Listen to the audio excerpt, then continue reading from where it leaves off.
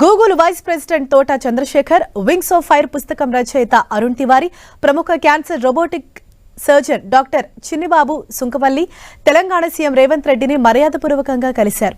CM నివాసంలో వారు రేవంత్ రెడ్డిని కలిశారు.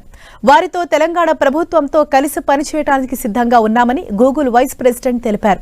వ్యవసాయం, విద్య, ఆరోగ్యం వంటి అంశాలలో తెలంగాణ కోసం డిజిటలైజేషన్ ఎజెండాను అభివృద్ధి చేయడానికి విస్తృత సాంకేతికత, నైపుణ్యం తమకుందని తోట చంద్రశేఖర్ సీఎంకు తెలిపారు.